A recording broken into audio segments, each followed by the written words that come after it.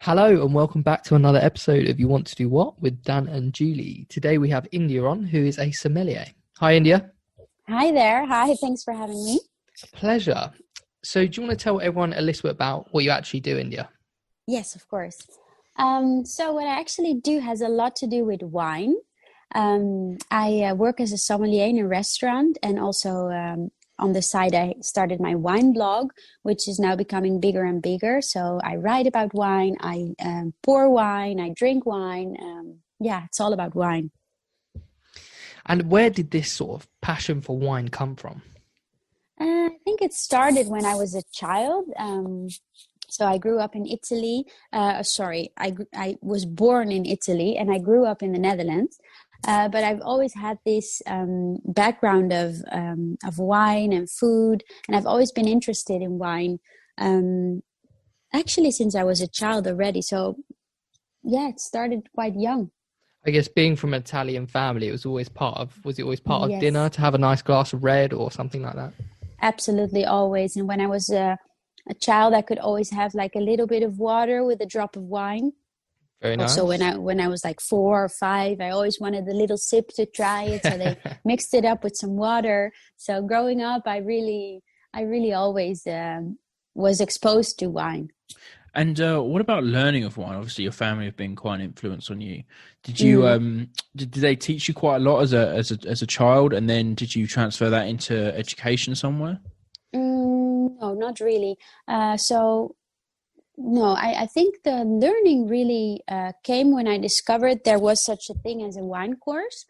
Because I was always very interested, but I didn't know that much. And also, my family, it's not like they're any wine experts or that we drank very expensive wine. We just drank, the wine from the farmer around the corner when we were in Italy, very natural. But then I was around 2021 and I did my first wine course.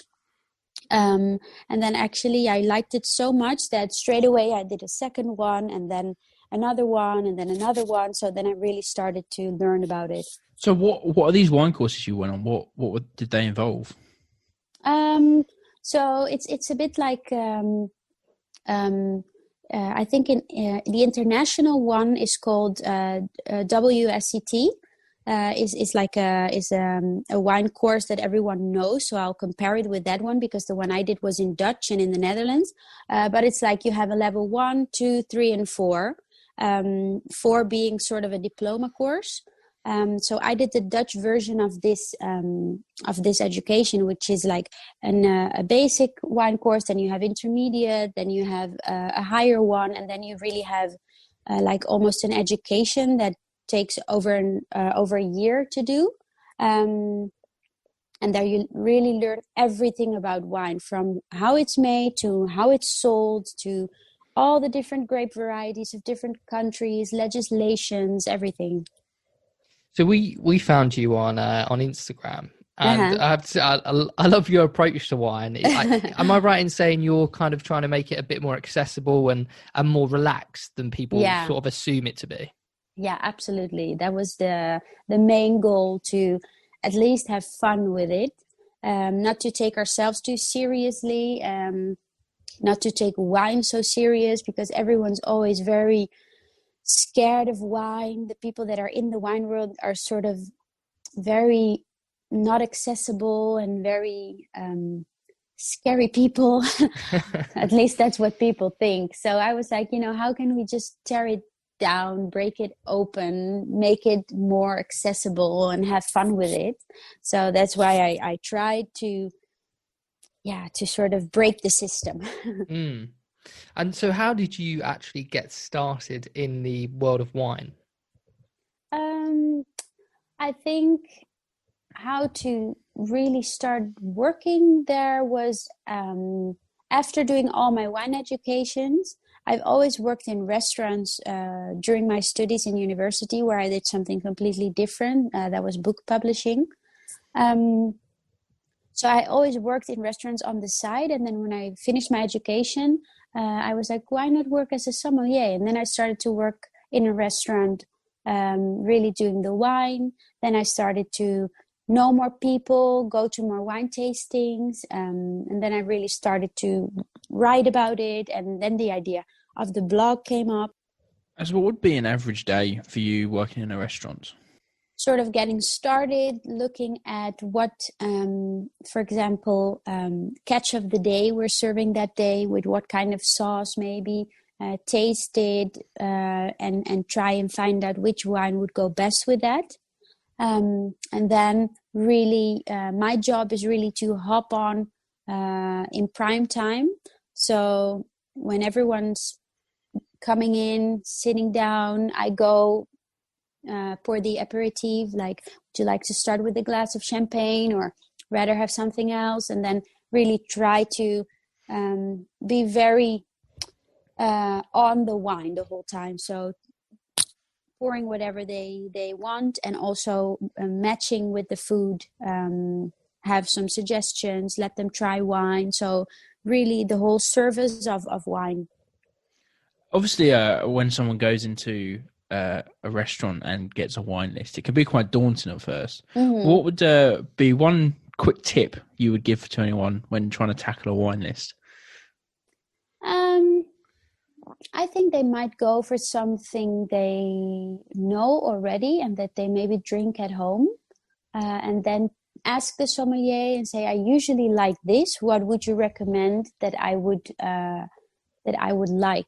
Because I wouldn't even say that you have to tackle it all on your own, because it can be quite difficult. I also, even though I know what's on there, I always ask the people who work there or the sommelier, if there is one, like, what would you recommend me? What is one of the wines you have that is really something different or something special? So I always just talk and see.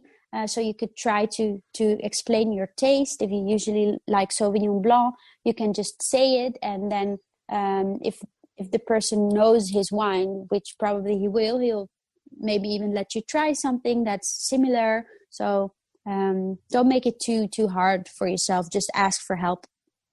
How important is it working in the wine world to develop your palate, and how do you go about doing that? I think it's quite important. It's actually really important, because to be able to discuss a wine, you really have to get to the bottom of it, or at least know what the wine is. And there's only one way to do that, and that is to taste lots and lots of wine. There's not really a shortcut. I've been tasting wine for 10 years and I still learn something new every day. So it's really about tasting wine, and when you have a wine, try to not just drink it in the moment, but also remember some of the characteristics of that wine, so that you can sort of fill up your database to remember it, and to be able to have it for next time. The information. So doing this job and working in the wine world, is there a lot of, or do you do a lot of traveling around different wine regions, and trying to sort of find, maybe funny little wines that people haven't heard of? Is there a lot of, traveling involved?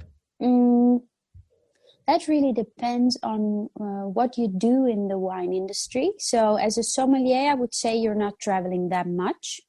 But as a wine blogger, for example, you do travel a lot.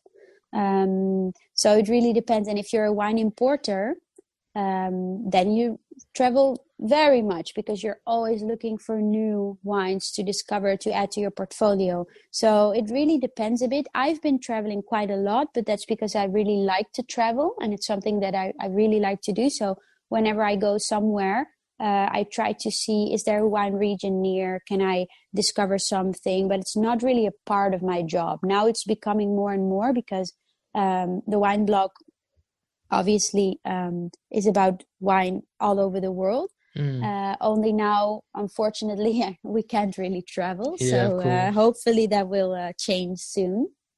One of my preferred getaways is always to go to a wine region and try the locals. I think it's always a very beautiful place, because you're surrounded by vineyards, and you know the wine's going to be good, and the food's probably going to be quite good as well.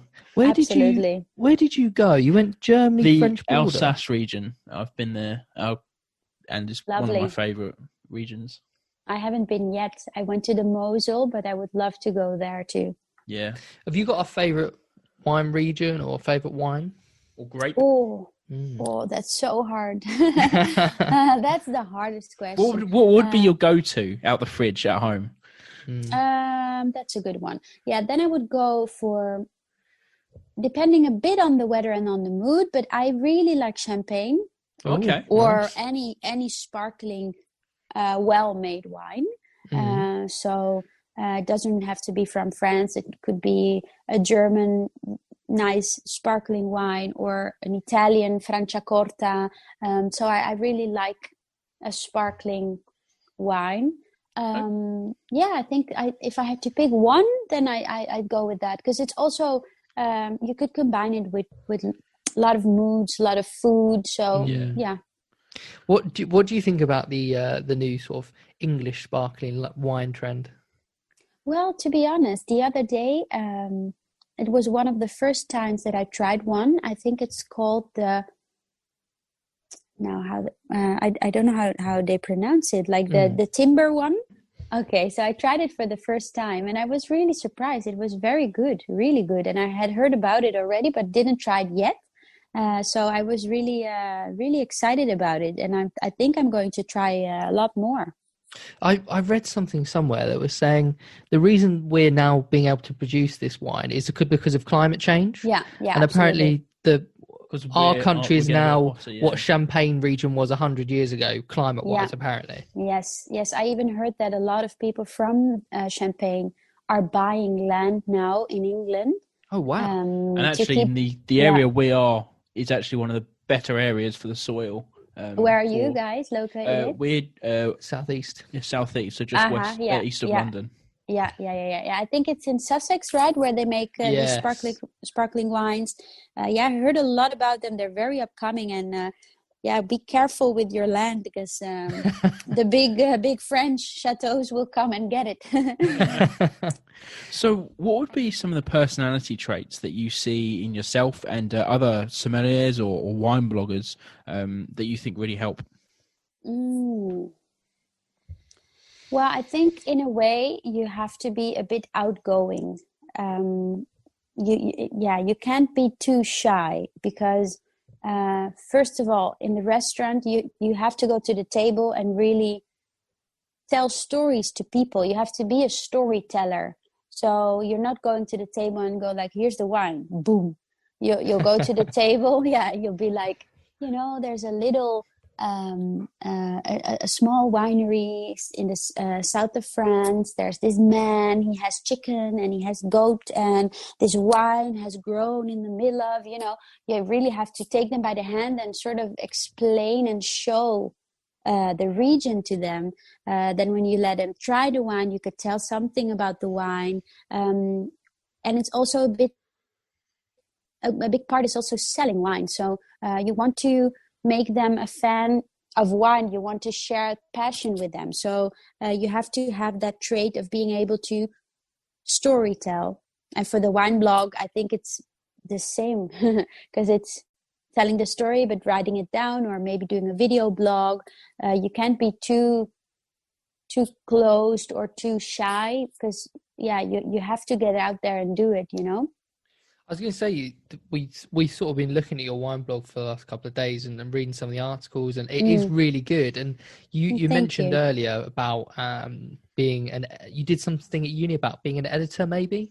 And I'm just wondering, that's really helped you to create this wine blog. And what's sort of the plan with the blog going forward? Winespicegirl is really, I want it to be a brand.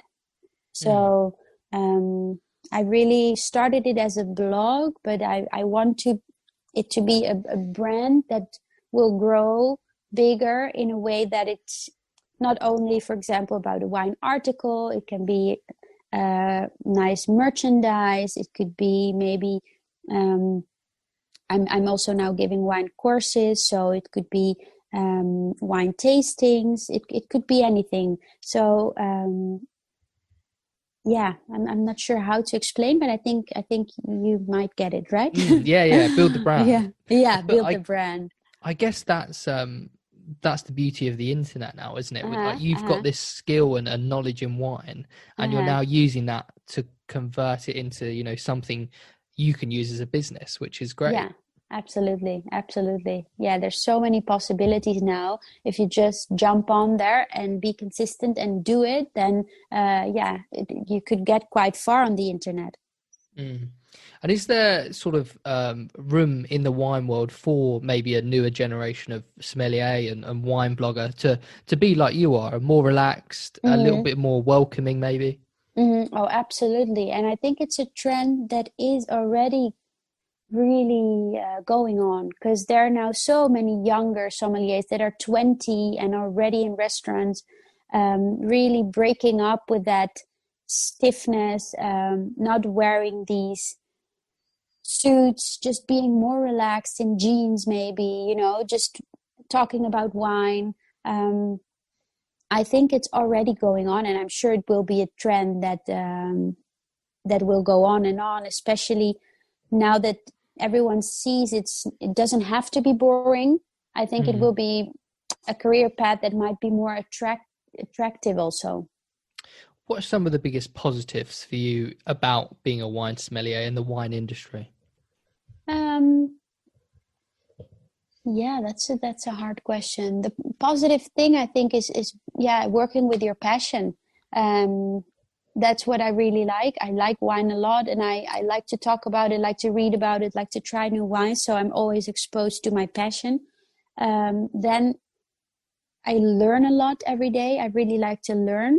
So you can always learn something new. Every new wine is a new story to hear. I think. I guess, what are some of the biggest opportunities you've had out of the industry? Probably with your wine blog, you mentioned traveling. Yeah. The opportunities are very different. It can go from a wine, being taken on a wine trip with someone, maybe because you have a blog or because you're a sommelier and you work with an importer that takes you to regions where they import wines so that you really see it and are able to sell it better.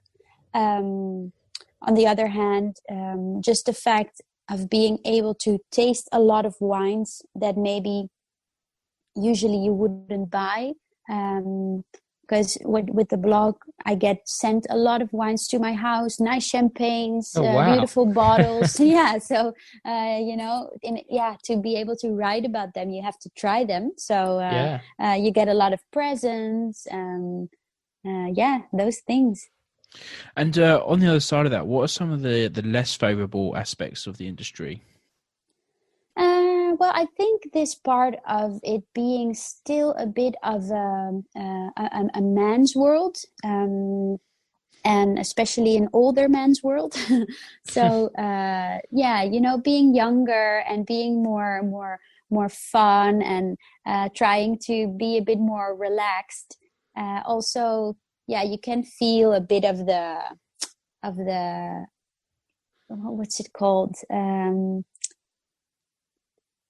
The older generation maybe doesn't like it that much. So it's a bit old-fashioned, and coming as the new generation, you have to work extra hard to prove yourself and to get in there. So you have to be willing to do that and not be scared of maybe being criticized, because obviously that's what's going to happen, especially if you do things like I do, throw wine all over myself, be half naked in the vineyard. Sometimes they're like, why are you doing that? But I'm like, it's fun and leave me alone, Yeah, and you it's clearly working because you're already building up quite a following.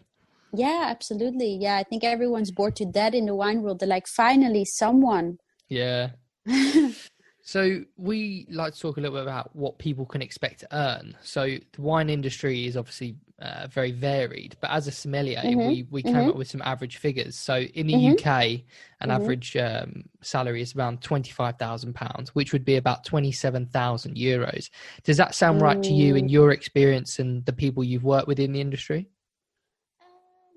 I think does that translate to monthly?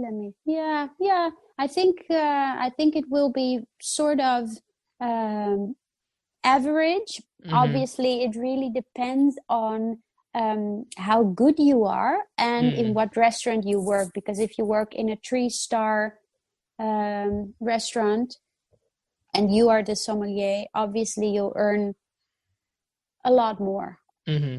Really a lot more, because you're the showman. But to get there you'll have to work pretty hard, because it's not super easy to get a job like that. So I think average, it's not a really good, well-paying job. So you really have to have a passion or do something on the side, what I chose to do. Yeah. And then I guess is the hope that you build up your wine blog and then that builds up a reputation and then maybe a restaurant will approach you, kind of thing. Not really in my case, because I think the working in the restaurant is not my dream job in the wine world. I like my blog and the writing much more. So I'm more hoping to build my brand, let's say, not necessarily for the restaurant, more for my own brand. But if you were working in a restaurant, I think the best thing to do is just work your ass off and really keep educating, so that really good restaurants want to have you. And what would be something that's not in the job description that you have to deal with every now and then? I think maybe in general, working in a restaurant, working with customers, sometimes customers can be really rude or snobbish or mean, or think that you're just a dumb person that doesn't know anything because you're serving in a restaurant, like the usual thing. So I think especially with wine, and especially maybe in restaurants that are a bit more expensive, they could look at you like, what do you want to tell me about wine? I'm a man, I'm 60 and I have a cellar that's bigger than your house. So that kind of, but that's in any job, I think. But those in the wine world, sometimes a bit of snobbery could come your way. So how do somebody begin to progress within the industry? Is it doing wine courses like you have, or maybe it's traveling? Or I think if you want to have like a step-by-step, I think wine courses is the most important at the moment, because that's where you learn an education, like it's learning the language everyone speaks. So that's the first step. And then keep learning on your own by visiting regions, going to wine tastings. Well, now they're not being organized, but like a year ago, in Amsterdam, I think every day of the week, or at least 2-3 days a week, there was a wine tasting that you could go to. I love Amsterdam. It's a brilliant place. So you could hop into any place, obviously maybe being invited or something, but then you could go and taste 10, 20, 30, 40, 50 different wines. So then it goes really, really, really quick. You can keep discovering. And would that be the same for somebody who wants to learn a little bit more about wine? The same as in a novice, as someone who just wants to learn a little bit more at home about wine. Well, then I would maybe do like a beginner's course. That sometimes it's even just 1 or 2 get-togethers, or you have maybe an online little course, and then really every time you buy a wine, even in the supermarket, just look up on the internet some characteristics of the grape, maybe the region, just read about it, and then pouring your first glass, just writing something down about it or remembering, and then just enjoying the bottle. And would you still go into the industry knowing everything you know now? Yeah. I think it's nice. It's a nice industry, and there's a lot to learn. There's a lot to do. It's a great place. Well, thank you so much for coming on, India. Really enjoyed chatting to you, and best of luck with the Winespicegirl blog. Thank you so much. Thank you for having me. It was great fun. Thank you. Where can people find you on social media and your blog and everything else? They can find me on winespicegirl.com, and also on Instagram. The name is Winespicegirl. Brilliant. Thank you very much. Brilliant. Thanks, India. Speak soon. Thank Bye. you. Thank you.